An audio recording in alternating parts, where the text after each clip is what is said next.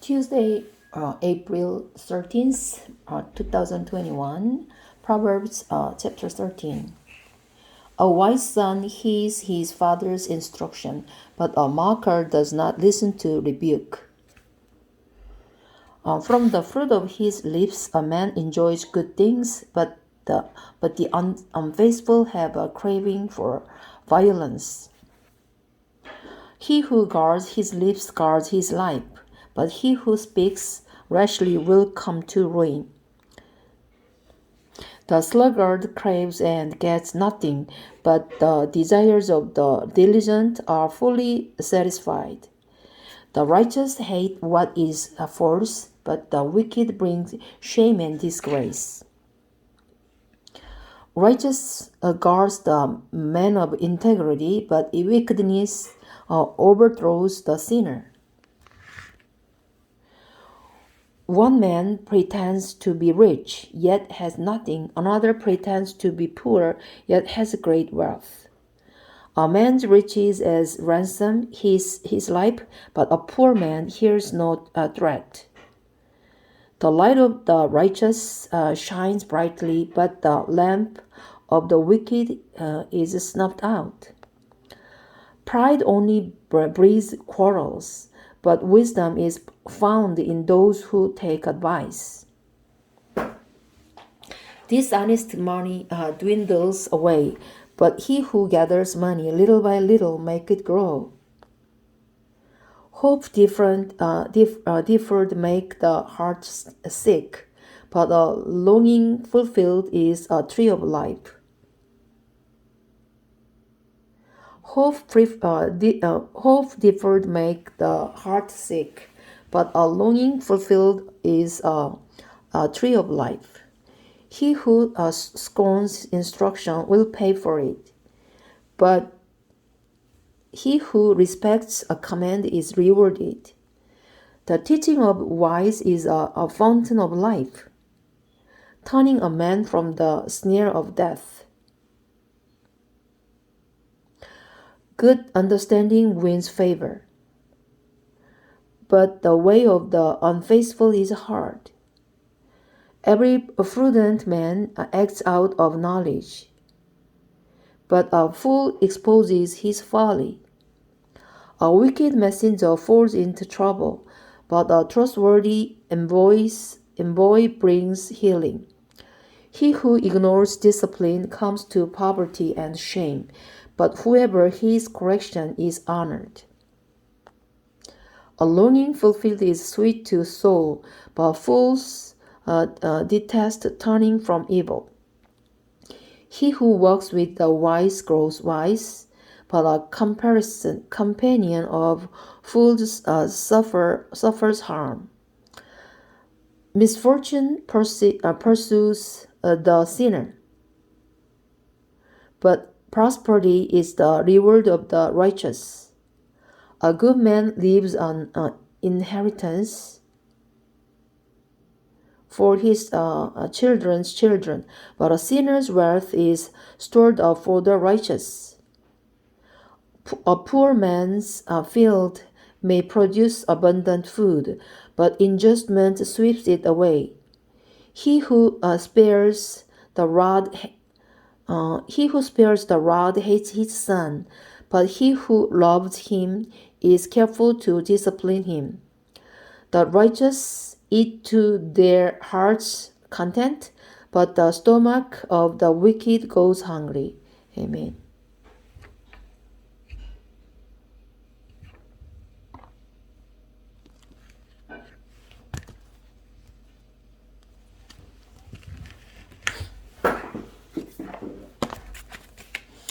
A sack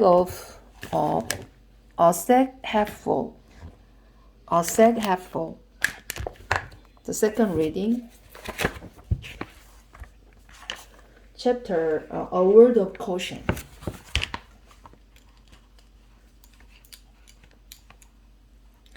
Some valuable feedback I got from two friends, Janet and Miss Millie, Ms. Milley, who reviewed an early draft of this book, was that the humility and humor of a narrative were engaging and inviting, but that then there was the harsh reality of the legacy questions. The flow was from some levity, and then maybe too much depth reality. It was like bam, and very possibly overwhelming for the reader. The transition was too drastic. There is much merit in this feedback. Consequently, I've written a brief introduction to each post-chapter set of legacy questions as an attempt to provide a gentler transition.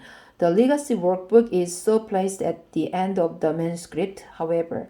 Manuscript. However, at least two other options might be considered. You can read the whole narrative and then reread it with the legacy questions, or simply return to the legacy questions at a later date. Your choice. The only potential problem with the last option is that later date may never happen and denial avoidance will again rule. In any event, please choose the approach that best fits you and your needs. Uh, authenticity and levity can coexist, as they so often do in real living. The transitional process is, in this case, is yours for the choosing. Page 21. The road less paved. Daddy, can I drive? It was 1973. My 3-year-old daughter, Blenda, and I had just driven out Volkswagen Bug into the parking lot of the Molecular Homes at Azusa Pacific College. This housing was reserved for married couples and families. It was still somewhat under construction, so there was a deep dirt field next to our modular house. Sure, honey, sit on my lap, and I will help you steer. Blenda gleefully climbed into my lap and grabbed the wheel. She had no clue of the correlation between her movements of the wheel and the movements of the car, but she was powerful and in control. And I guess it is human nature to savor that experience. She quickly turned the wheel hard left. We were headed for that large dirt area with potholes, and who knew what else. I was about to correct, but the course when I thought, nah, she's having too much fun. Let's just play this out and enjoy the bumpy ride. I really was quite. It was really quite a ride. We got jostled all around pretty hard, and Belinda's laughter and unabashed joy was well worth any potential damage to the car. Maybe this was a life lesson, enjoying the unpaved road with all the surprises and adventures and trials involved.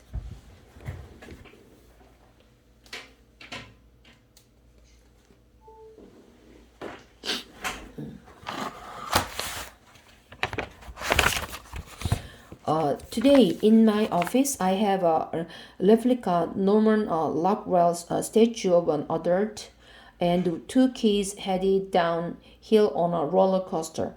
The adult has their eyes covered, and you can sense the fear and trepidation involved in the experience for them. The kids have their eyes wide open and their hands high in the air, enjoying the thrill of the ride. These seem like two microsome of how we can choose to live life. I have generally had my eyes semi-open, but I am totally white-knuckling my grip on the coaster.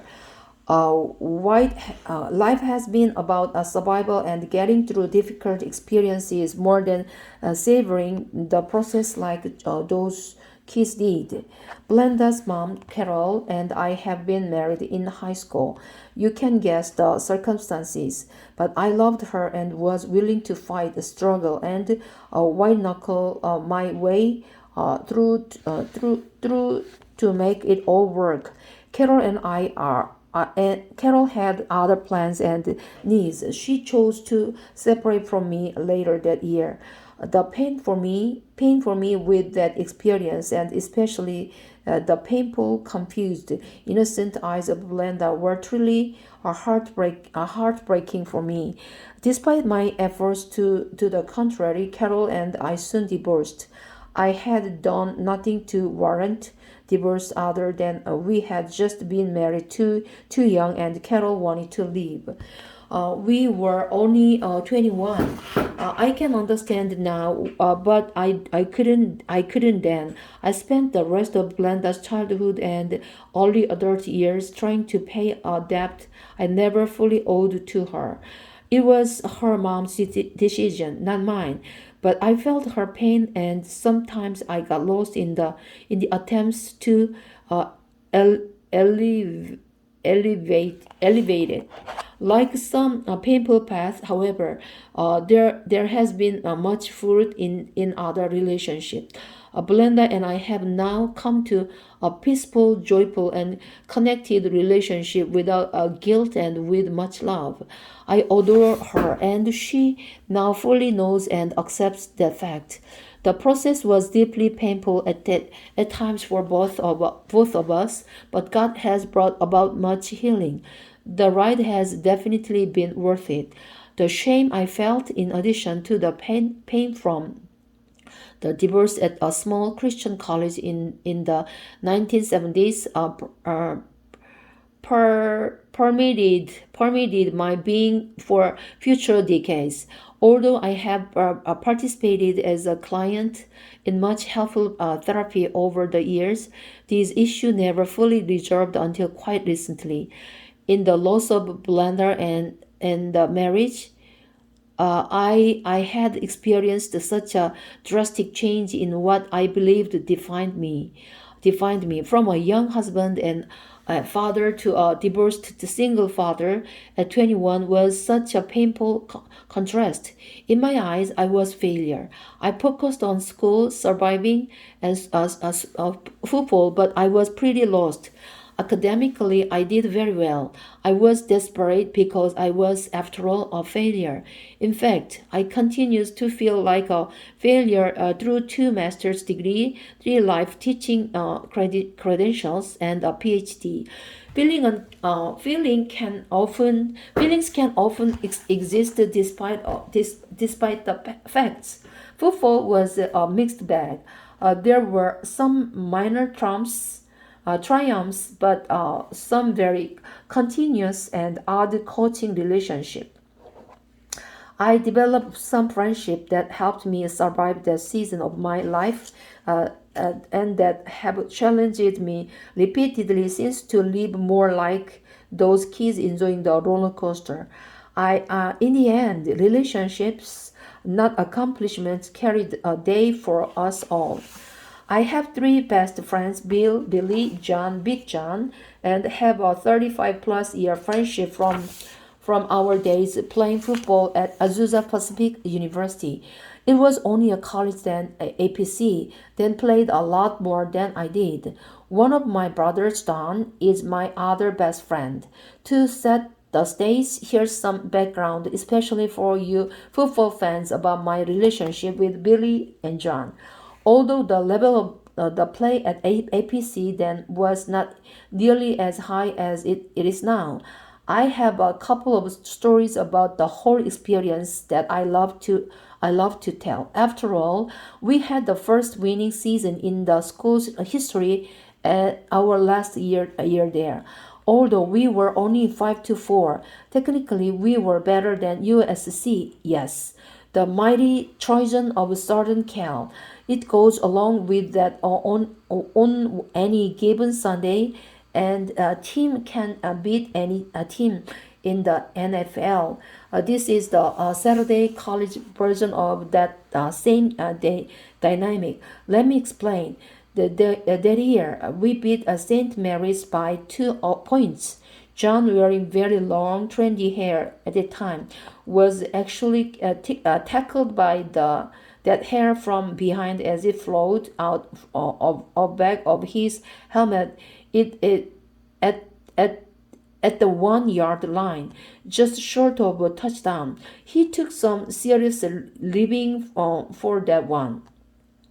To continue my line of shameless reasoning, we beat St. Mary's by 2 points. St. Mary's beat San Francisco State. San Francisco State beat San Jose State. San Jose State beat Stanford. And guess who Stanford beat that year? That's right, USC. Therefore, by my reasoning, we were better than USC in 1973. The same year they were the national champs. In reality, of course, they would have annihilated us. But the fun to fantasize about the facts don't lie. But the logic might be faulty. I admit. Well, I've told this story to anyone who wouldn't listen for 35 years plus and believed it wholeheartedly. Unfortunately, in verifying the facts about the scores, teams, and even the year, it turned out to be one of those stories that grew with the years. Some telling to telling, the facts gradually changed and the story grew. Even though I was the only one telling it, somehow the chain of themes wasn't quite right. I even had the year wrong. Was it actually 1972 and 74 that USCC won the national championship, not 1973? As it turns out, San Francisco State did not play San Jose that year, and unlike 1972 and 1974, when USC did win the national championship, I had long immortalized in my own mind. It was actually 1793. A year USC did not win the national championship. I guess all in all, it was one of those cases where the older I got, the better we used to be. It's a real bumper. It's a real bumper when reality puts a damper on a good story. If you are not a football fan and wish to get back to a story, feel free to skip and the next football story. The other story about APC Cougar football I love to tell is when ragtag, no practice, dressing in uniform scrapes at midfield group of old age, out of shape alumni we were supposed to be for a Cougar team that had completed 2 day training.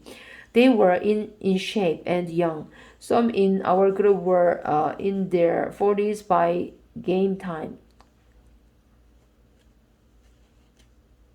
We were supposed to get creamed and forever put to rest any semblance of a pride that might have remained from tolerating some exceptionally bad coaching during our time at APC. This alumni game was intended to be a massacre. The game itself was put together by my buddy Billy. You see, there was a lot of bad blood within the APC. Head coach at the time, Jerry Scone.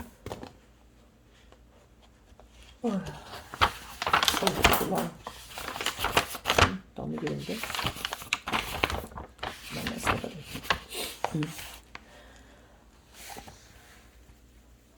As a freshman, he might have accepted me as one of his guys. He recruited 3 players from small Oregon high school he had coached at, but I was older by 2 years and with my high school best friend Richard became associated with the old group of chippers, people who made negative comments, as Coach Scott called us. Chippers were guys who actually had a brain and could see through the hypocrisy, poor coaching, and lack of capacity to judge talent that Coach Scott some of his staff conveyed. From his perspective, we were complainers and non-believers in his system. Under his new regime, John went to from a prospect quarterback. He lasted 8 weeks with the Oakland Raiders training camps after graduation. To fulfilling a guard for one back carries all offense. Richard became a blocking back who really, if ever, touched the ball. Billy went to from an all-league level defensive back and career leader in tackles and in interceptions to a blocking tight end. And before the injury ended his season and career, but it did not end his bitterness towards a Coach Scott. Okay.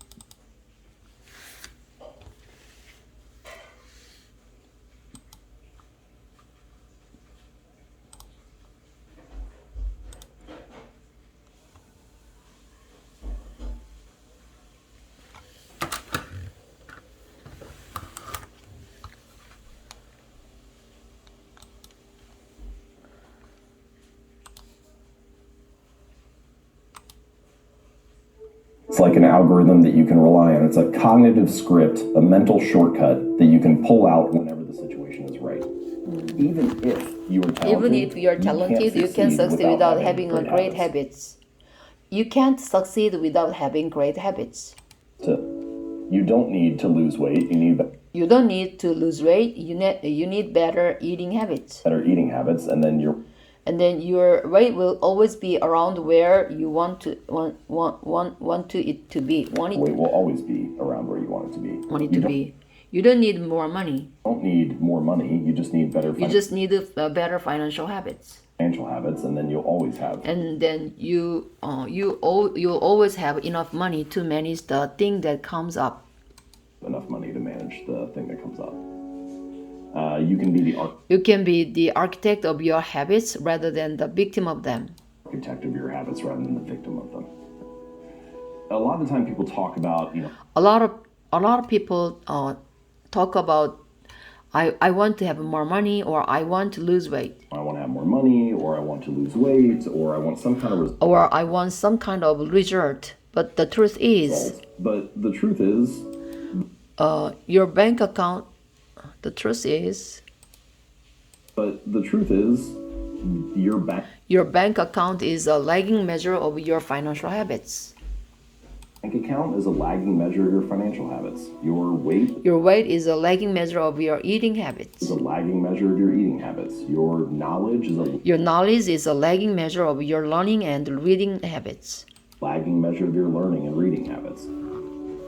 And so it's actually, we think the thing that we need to change. It's actually We think the thing that needs to change is the bank account or the is the bank account or the test score or the number on scale. test score or the number on the scale, but actually the thing that needs to change the thing that needs to change are the habits that precede are the habits that proceed those outcomes. those outcomes. Every action you take is kind of like a vote for the type of Every action 뭐였지? on the scale, but actually the thing that needs to change are the habits that precede those outcomes. Every action you take is kind of like a is a vote for the type of person you want to become. vote for the type of person you want to become. And if you can master the if you can master the right actions, if you can master the right habits, then you can start to cast votes for new identity. This new identity, this desired person that you want to be. Doing one push-up does not transform your body. Doing one push-up does not transform your body. But it does cast a vote for being the type of person who doesn't But it does, being a type of person who doesn't miss workouts. The technical definition The technical definition of habit is a behavior. of a habit is a behavior that has been Behavior that has been repeated enough times to be more or less automatic. repeated enough times to be more or less automatic. So things that you can do So things that you can do pretty much without thinking about them. pretty much without thinking about them. Unplugging your toaster Unplugging your toaster after each use. or tying your shoes, Or tying your shoes, or brushing your teeth, things tight. or brushing your teeth. Things that you're pretty much just go on autopilot when you do them. And you are pretty much just going on autopilot when you do them. Now, why does the brain build them? Now, why does the brain build them? What role does it play? What role does it play? Well, as you go through life, As you go through life, you need energy to survive. you need energy to survive. And this is true not This is true not just for humans, just for humans, but for all organisms. but for all organisms needing some kind of energy to survive. Need some kind of energy to survive. And getting energy requires energy. Getting energy requires energy. Getting energy requires energy. You need to eat food to be able to walk You need to eat food to be able to walk around and find the next meal. around and find the next meal. And using energy is expensive because the more energy you use. Using energy is expensive because the more energy you use, the less you have available for the other things that life throws you. Unless you have available for the other things that life throws at you. And so your brain is looking for a way to conserve energy. looking for ways to conserve energy. Whenever possible. To conserve energy whenever possible. And habits are a great method. And habits are great methods for doing that. So, for example, when our ancestors were roaming around the savannah, if there was a berry patch 100 meters from you, 100 meters from you, it made sense to go to that berry patch. It made sense to go to that very patch. Rather than one that was like on the other side. Rather than one that was like on the other side of the mountain. The mountain, right? You would choose the path. You choose the path of least resistance. And eventually, what your brain learns is, whenever I'm by this tree, that means the berry patch is up. That means the berry patch is 100 meters away. 100 meters away, and so the tree becomes a signal that. And so the tree becomes a signal that hey, food is over there. Hey, food is over there, and your brain is always picking up on these signals through life. Always picking up on these signals throughout life. That indicate where things are at. The more that you come across those signals, the more you automate your response, and pretty soon you're taking a right when you get to that. And pretty soon you are taking a right when you get to that tree. Even though you're not even thinking. even though you are not even thinking about it. You're just doing it automatically. And it makes that whole process. And it makes that whole process will always be around where you want it to be. You don't need more money, you just need internal cues and external reward. Then you take the action, and then there's the reward, and the action reward is reward server two purposes. Reward serves two purposes, and the first one is that it satisfies the craving that came before. So if the thing that got you to buy the online course or that got you to sign up for the personal trainer at the gym was the hope or the anticipation that, oh, if I do this, then I'll be getting fit, or if I do this, then I'll be, getting the ideas I need to build my business or whatever. You satisfied that craving. 자, you satisfied that craving by making the purchase. 이거야. 까지만 하자.